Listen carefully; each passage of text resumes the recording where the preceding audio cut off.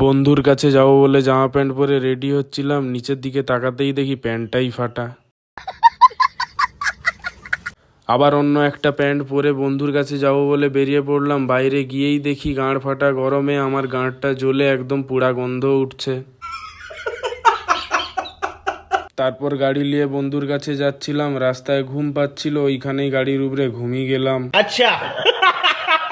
বন্ধু এসে আমাকে গাড়ি চাইছিল চালাবে বলে, আমি তার উপর দিয়েই গাড়ি চালিয়ে দিলাম।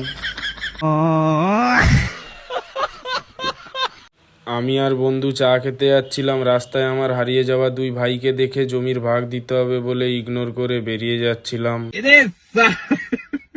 আমি আর আমার বন্ধু কাকার দোকানে চা খেতে খেতে আমার চুদির ভাই বন্ধু মাটিতে চাটা ফেলে দেয়। তাতে আমার মাথা গরম হয়ে যেতে আমি তাকে প্রচুর মারতে শুরু করে দেই।